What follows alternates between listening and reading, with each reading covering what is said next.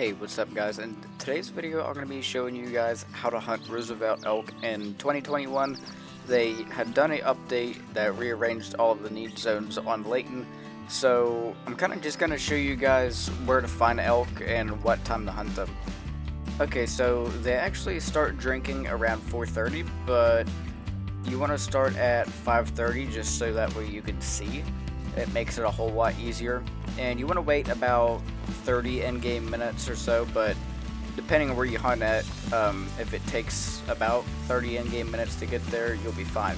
Now before we get into actually where we'll be hunting them at, make sure to click subscribe and turn on notifications and drop a like. Now let's go ahead and go look for some Roosevelt elk.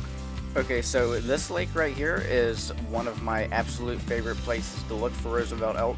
There's actually a pretty good sized herd right here of bulls, and that is the one that we're going to shoot here in just a minute.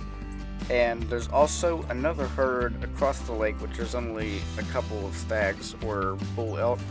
So let's go ahead and shoot this guy right here. Okay, I guess I need to actually use my M1 because I don't feel like going back to get my 300. But the first things first, if we're going to use this gun, we need to get him broadside, so that way we can get a nice clear lung shot. Of course, now he's going to go behind the tree, unfortunately, but maybe he'll turn around for us here in just a second. I don't see any rare fur types up in there, so I think we're good on that. I just need this guy to turn for me.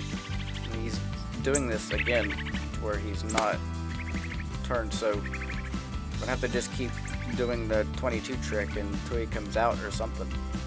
Okay, I actually scared those elk because of the wind, and I don't really feel like trying to wait for that guy, so I want to move to the next spot. So the next area that you really need to check is this entire Y section on the river, because there could be bull stags anywhere along this area. And actually I ended up finding this albino female, which we're going to go ahead and shoot. And honestly, okay, here's the albino that we just shot. So that's actually, I mean, at least that's one decent trophy for the video. Okay, so there we have a pretty decent size elk worth shooting, so go ahead and get that guy down. Alrighty, that is a pretty nice looking stag right there. Oh, I guess you could say a bull elk. 289, which is actually quite a bit on the small side, but it has a really nice looking rack actually, at least I think he does, but I guess we'll see if we can go find anything else, and I want to show you a couple of my other good hunting spots for him. So for Roosevelt elk, you also want to check all of these 4 lakes right here. Well, actually 5, 1, 2, 3, 4, 5, and you'll want to check these lakes up in here, this lake, and I think they can actually drink along the border as well, so definitely check all of these places for some bull elk. They also do drink down in here, somewhat close to this outpost, like somewhere up through here somewhere. And at times you can actually find them along the southern border and up in here in these water areas up in here. So we're getting ourselves a pretty good sized bull here. He's actually really wide, and I found him not too far from this outpost. So we're gonna go ahead and take a shot on this guy with the 300 whenever he's down.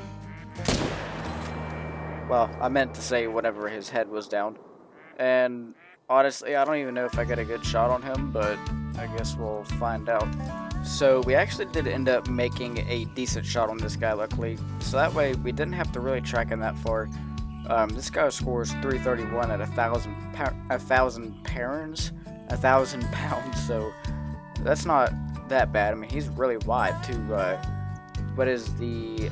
Okay, there's main beam length. Okay, I guess there's not like a width on this score.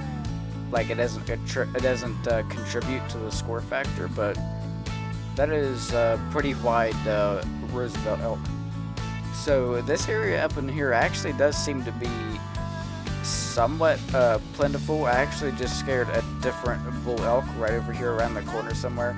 I'm not sure where it's at, but there's already 3 or 4 stags here, just not even that far from the outpost. So I definitely recommend coming up through here between the times of like 5:30 to 8, it actually is better to stop hunting at 8 because that is when their early zone like ends basically. So like their zone could either end at 8 or 8:30. So you're gonna see about half of the need zones are gonna be ending. So I also want to mention it is actually very important that you buy the Yukon DLC because the best weapon in the game for the Roosevelt Elk is, in my opinion, none other than the 300 Magnum, and that's because it actually has 4 shots and it has it actually has the same, if not stronger, penetration and damage than 338 Rangemaster, and the Rangemaster only has 1 shell, so I definitely recommend getting the 300 from the Yukon DLC.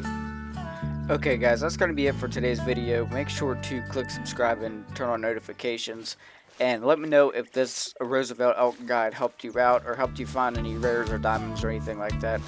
It's actually pretty nice to hear when someone finds a diamond or a rare to some of your tips that you've given them. So anyways guys, I'll see you guys in the next one.